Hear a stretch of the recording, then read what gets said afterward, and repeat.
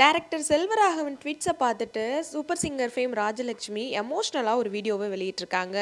சமீபத்தில் டைரக்டர் செல்வராகவன் அவரோட ட்விட்டர் பக்கத்தில் ரொம்பவே எமோஷ்னலாக ஒரு விஷயத்தை ஷேர் பண்ணியிருந்தார். அதில் அவர் என்ன சொல்லியிருந்தாருன்னா, என்னோட அனுபவத்தில் சொல்கிறேன், நல்ல நண்பர்களை மட்டும் இழந்துடாதீங்க. எனக்கு நண்பர்களே கிடையாது. 23 வருடங்களாக வேலையை தவிர எதையுமே யோசிச்சதில்லை. இன்னைக்கு நண்பர்களோட ஆனந்தமாக இருக்கிறவங்கள பார்த்தா ரொம்பவே பொறாமையாக இருக்குன்னு எமோஷ்னலாக பேசியிருந்தாரு. இந்த ட்வீட் பார்த்துட்டு நிறைய பேர் தங்களோட ஃப்ரெண்ட்ஸை பற்றி நிறைய எமோஷ்னலான விஷயங்களை ஷேர் பண்ணிகிட்டே இருக்காங்க.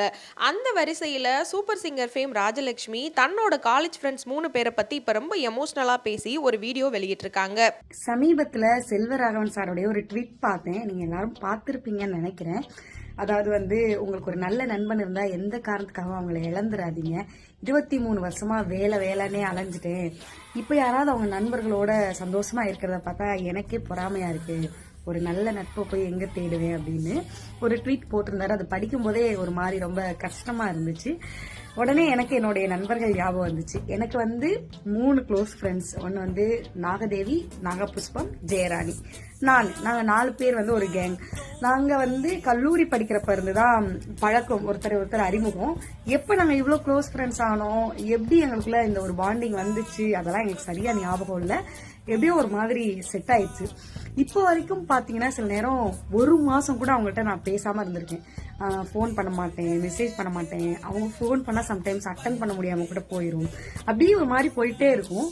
திடீர்னு எனக்காவது ஏதாவது ஒரு பயங்கரமா கஷ்டமா இருக்கு, வாழவே பிடிக்கல அப்படின்னா ஒரு மனநிலை வருதுன்னு வைங்களேன், ஃபர்ஸ்ட் ஃபோன் அவளுகளுக்கு தான் நான் அடிப்பேன்.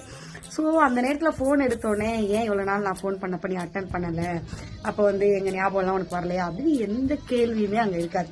ஃபோனை எடுத்தோடனே நான் என்ன பண்ணிட்டு இருக்கேன் அப்படின்னா ஸ்டார்ட் ஆகும் அந்த கான்வர்சேஷன். அப்போ தோழி எனக்கு வாழவே பிடிக்கலடி, நான் சாக போறேன்டி அப்படின்னு சொன்னேன்னு வைங்களேன், என்ன சொல்லுவாளுங்கன்னா, ஓகே தோழி சூப்பர், கண்டிப்பா பண்ணிடலாம். ஆனா இந்த மாசத்துல நம்ம எல்லாரும் மீட் பண்ணி எல்லாருமா சேர்ந்து பிரியாணி சாப்பிடலாம்னு பிளான் பண்ணிருக்கோம்ல, அந்த மீட்டிங் மட்டும் முடிஞ்சிடட்டும். அப்புறம் எனக்கு காலேஜ் லீவா இருக்க ஒரு நாள் சொல்றேன், அன்னைக்கு நீ என்ன கர்மத்தை வேணா பண்ணிக்கோ அப்படின்னு சொல்லுவாளுங்க.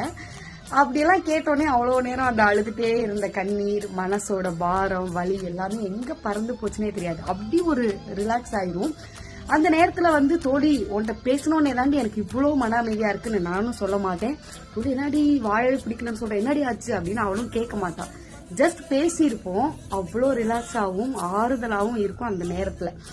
வாழ்க்கையில கஷ்டம் அப்படிங்கிறது ரொம்ப காமன், எல்லாருக்குமே கஷ்டம் இருக்கும். ஆனா அந்த கஷ்டம் வரும்போது அதை ரொம்ப அக்கறையோட என்னன்னு கேக்குறதுக்கும், நான் இருக்கேன் மச்சான், நான் இருக்கேன் தோழி அப்படின்னு சொல்றதுக்கும் ஒரு உண்மையான நட்பு இருந்தா போதும். வாழ்க்கையில என்ன கஷ்டம் வந்தாலும் சந்திச்சிடலாம்ல அப்படின்னு எனக்கும் என் நண்பர்களை பார்க்கும்போது தோணுது. உங்களுக்கும் கண்டிப்பா அப்படி ஒரு நல்ல நட்பு இருக்குன்னு சந்தோஷமா இருங்க. எந்த காரணத்துக்காகவும் எந்த சூழலையும் அவங்கள விட்டு கொடுத்துடாதீங்க, இழந்துடாதீங்க. லைஃபை ஜாலியா என்ஜாய் பண்ணுங்க. நன்றி.